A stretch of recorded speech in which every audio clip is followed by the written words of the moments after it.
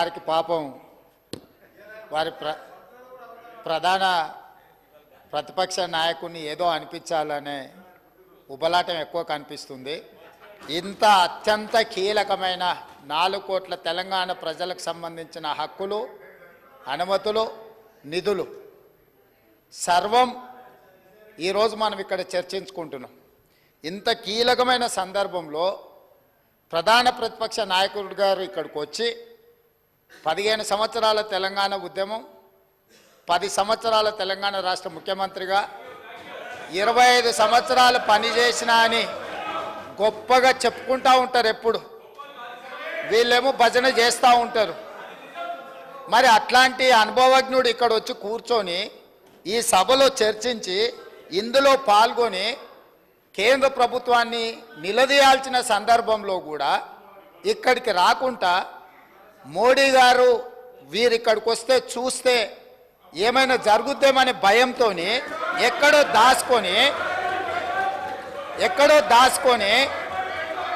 ఇక్కడ వీళ్ళని పంపించి వీళ్ళ అధ్యక్ష మాట్లాడేది తెలంగాణ రాష్ట్ర ముఖ్యమంత్రిగా కేంద్ర ప్రభుత్వం నిన్న ప్రవేశపెట్టిన బడ్జెట్లో తెలంగాణకు జరిగిన అన్యాయాన్ని, నిధులను, అనుమతులకు సంబంధించి నిన్నటికి నిన్న స్పష్టంగా మా మంత్రివర్గ సహచరులకు చెప్పడమే కాకుండా ఈరోజు ఈ సభలో ఈ తీర్మానాన్ని ప్రవేశపెట్టి అందరి అభిప్రాయాలను తీసుకొని ఈ తెలంగాణ రాష్ట్రానికి న్యాయం చేయాలని మా ప్రభుత్వం ముందుకు వచ్చింది.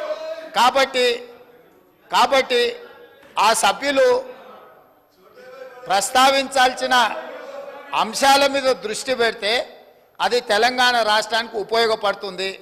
అట్లా కాకుండా ఇట్లాంటి వివాదాస్పదమైన విషయాలు మాట్లాడితే వారి నాయకుడి యొక్క బండారం బయటపడుతుంది. దానివల్ల వారికే నష్టం జరుగుతుందని నేను సూచన చేస్తున్నా అధ్యక్ష. గౌరవ ముఖ్యమంత్రి గారు స్టేట్మెంట్ చేశారు. స్టేట్మెంట్ చేసి మీ అభిప్రాయాలను తీసుకొని చాలా డెమోక్రటిక్గా పోతా ఉన్న సందర్భం, మీరు డెమోక్రసీ వద్దు, డెమోక్రటిక్ పోవద్దు అంటే మేము స్పెసిఫిక్గా తీర్మానం చేస్తాం. దాని పరంగానే దాంట్లోనే మీరు ఆ అంశాల విషయంలోనే మేము డెమోక్రటిక్గా ఒక స్టేట్మెంట్ చేశాం. స్టేట్మెంట్ తర్వాత మీ అభిప్రాయాలను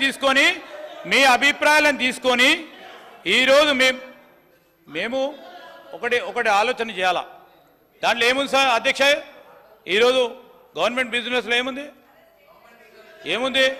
మేము స్టేట్మెంట్ చేసి మీ అందరి అభిప్రాయాలను తీసుకొని తీర్మానాన్ని ప్రవేశపెడతాం. మీ అభిప్రాయాలను కూడా దాంట్లో పరిగణనలోకి తీసుకొని చేద్దామని ఆలోచన చేస్తే వద్దు అంటే ఇప్పుడే పెడతాం. 5 నిమిషాలు బ్రేక్ ఇవ్వండి అధ్యక్ష.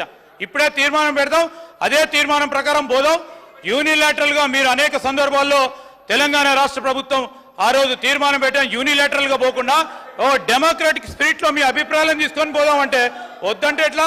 వదిలేద్దాం. 5 నిమిషాలు బ్రేక్ ఇవ్వండి సార్ అధ్యక్ష. మేము రెజల్యూషన్ పోయి చేస్తాం. సభను తప్పుదోవ పట్టించడానికి వాళ్ళ కుటుంబం అంతా సభను తప్పుదోవ పట్టించే పని మీదనే ఉన్నట్టున్నారు అధ్యక్ష. దయచేసి తమరి అనుమతితో ప్లీజ్ సభ మాట్లాడేటప్పుడు మీరు రన్నింగ్ కామెంటరీ ఆపేసండి దయచేసి. ప్లీజ్ అధ్యక్ష, మీరు ఇక్కడి నుంచి వస్తే అక్కడి నుంచి వస్తున్నది.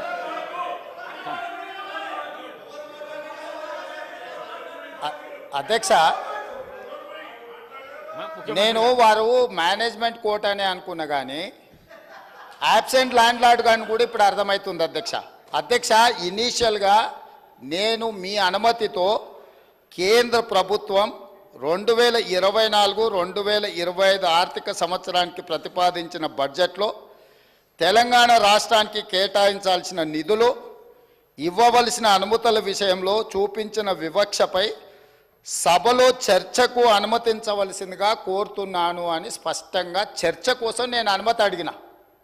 వారు తీర్మానం ప్రవేశపెట్టినరు, తీర్మానం మాకు ఇవ్వలేదు. ఏంది అధ్యక్ష? ఎవరిని తప్పుదోవ పట్టిస్తున్నాడు అధ్యక్ష? ఇప్పుడు సమయానికి రాడు, ఆలస్యంగా వస్తాడు.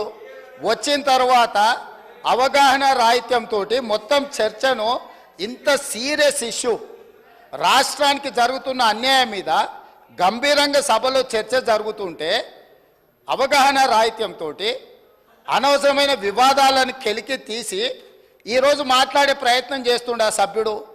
మళ్ళొక్కసారి స్పష్టంగా ఒకవేళ వారికి ఒకవేళ కాగితం లేకపోతే కాగితం పంపిస్తా. నేను మొదట చర్చ చేయండి అని చెప్తున్నాం. మీ అభిప్రాయాలు తీసుకోవడానికే చర్చ పెట్టినాం. మీ అభిప్రాయం ఏంది? మొన్న ఢిల్లీకి పోయి చీకట్లో మాట్లాడుకొచ్చుకున్నదే మీ అభిప్రాయమా? సభలో ఇంకేమైనా వేరే అభిప్రాయం ఉందా? మీరు ఏం చెప్తారో చెప్పడానికి మీకు అనుమతి ఇచ్చినాం. అది చెప్పకుండా వివాదాలు చేసి ఏదో ఒకటి మాట్లాడితే మీరు సభలో నుంచి బయటికి పంపిస్తే అబ్బా బతుకురా జీవుడా అని తప్పించుకొని పారిపోదామని ఇట్లాంటి ప్రయత్నాలు చేస్తున్నారు అధ్యక్ష. కానీ బయటికి పంపొద్దు అధ్యక్ష. నించోబెట్టుండ్రి, వాళ్ళ అభిప్రాయం కనుక్కోండి. వాళ్ళు స్పష్టంగా చెప్పాల్సిందే. తెలంగాణ ప్రజల ముందల వాళ్ళని నించోబెట్టుండే అధ్యక్ష. చీకటి ఒప్పందాలతో తెలంగాణకు అన్యాయం జరుగుతుంటే సభలో ఇంత ప్రధానమైన అంశం మీద చర్చ జరుగుతున్నప్పుడు ఇది తీర్మానమా, ఇది చర్చనా? స్పష్టంగా చర్చ అని నేను చెప్పిన అధ్యక్ష. కావాలంటే మీరు రికార్డులు తిరిగేసుకోండి, చర్చలో పాల్గొనండి. చర్చలో పాల్గొన్న తర్వాత ప్రభుత్వం వైపు నుంచి తీర్మానం ప్రవేశపెట్టాలని ఒకవేళ ప్రభుత్వం అనుకుంటే మీరందరూ సూచన చేస్తే ఈ చర్చను మీరు తీర్మానం కింద ఒకవేళ మలుద్దామా? మీరు యువర్ ఎట్ యువర్ ఫ్రీడమ్. మీరు సజెషన్ ఇవ్వండి. గవర్నమెంట్ ఓపెన్ మైండ్తో ఉంది. మీరు ఏమైనా సజెషన్ ఇస్తే తీసుకోవడానికి. అంతే తప్ప ఆయన మంత్రి చేయలే, ఈయన మా నాయన నాకేమో ఇట్లా ఉచితంగా కుర్చీలు ఇచ్చి చదువు రాకపోయినా తీసుకొచ్చి మంత్రులను చేయలే. మా నాయన చదువు రాకపోయినా సంధ్య లేకపోయినా మాకు మంత్రులను చేసి ఇంట్లో కూర్చోబెట్టలే. మేము కష్టపడి కింద నుంచి జిల్లా పరిషత్లో పనిచేసినాం, శాసన మండలిలో పనిచేసినాం, శాసనసభ్యుడిగా పనిచేసినాం, పార్లమెంటు సభ్యుడిగా పనిచేసినాం, ఈరోజు ముఖ్యమంత్రిగా పనిచేస్తున్నాం అధ్యక్ష. ఇదంతా స్వయం కృషితోని కష్టపడి తెలుసుకొని అవగాహన కల్పించుకొని సభలకు వచ్చినాం అధ్యక్ష. అయ్య పేరు తాత పేరు చెప్పుకొని ఇందులోకి రాలేదు. కాబట్టి దయచేసి వివాదాల వైపు చర్చ వద్దు, మీరు ఈ చర్చలో పాల్గొనండి. ఈ చర్చలో పాల్గొని మీ అభిప్రాయం చెప్పండి. అధ్యక్ష, కేటీ రామారావు ఈ రకంగానైనా ముఖ్యమంత్రి గారు గొంతు విప్పినందుకు సంతోషం అధ్యక్ష. ఈ రకంగానైనా మాట్లాడే పరిస్థితి వచ్చినందుకు ధన్యవాదాలు అధ్యక్ష. ఒక్క మాట అధ్యక్ష, కేసీఆర్ గారి గురించి మా పార్టీ గురించి వారు మాట్లాడిన మాటకి నేను ఒకటే వారికి చెప్పేది అధ్యక్ష. ఇక్కడ ఉండే ఈ నాయకుడి స్థాయికి మేము చాలా అధ్యక్ష. కేసీఆర్ గారు అవసరం లేదు అధ్యక్ష. ఆయన వచ్చినా రాకున్నా తప్పకుండా సమాధానం చెప్పే సత్తా మాకుంది. మీ సత్తా తెలుసు, మీరు ఇక్కడ ఉండి అక్కడ పోయిన వాళ్ళే, మీ సత్తా తెలుసు. కేసీఆర్ గారు అవసరం లేదు మీకు, మేము సరిపోతాం. మాకు సమాధానం చెప్పండి చాలు మీరు. అధ్యక్ష, వారు అన్నారు అధ్యక్ష తీర్మానం అని. అసలు తీర్మానం ఎక్కడ ఉంది అధ్యక్ష? మాకైతే కాపీ రాలే. ముఖ్యమంత్రి గారు అంటున్నారు తీర్మానం ప్రవేశపెట్టిన. తీర్మానం ఏది అధ్యక్ష? అసలు మీరు ప్రవేశపెట్టిన తీర్మానం ఏది శ్రీధర్ బాబు గారు? మీరు legislative affairs minister, where is the resolution లేకుండా చర్చ ఏంది అధ్యక్ష? అసలు ఈ షార్ట్ డిస్కషనా, రెజల్యూషనా, ఏం పెడుతున్నారో కూడా తెలియకుండా హౌస్ నడుపుతున్నారు. కేటీ రామారావు గారు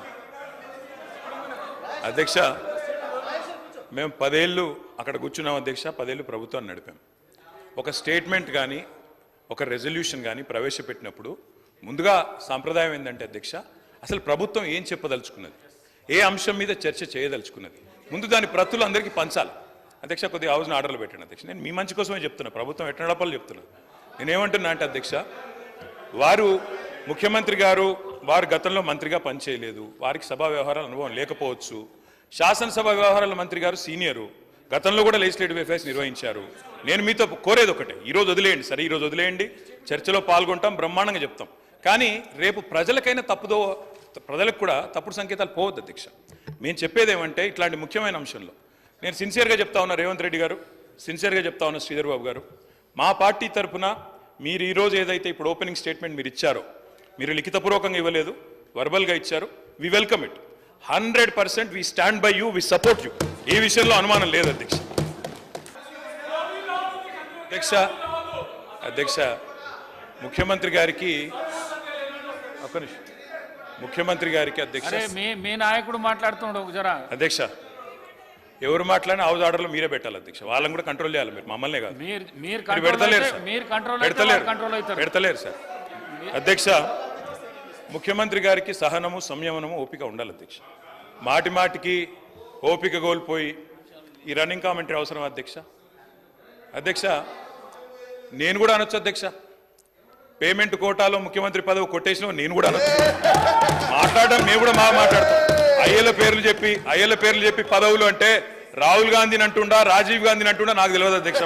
ఎవరిని అంటుండ అధ్యక్ష? ఆయన ఎవరి గురించి మాట్లాడుతున్నాడు?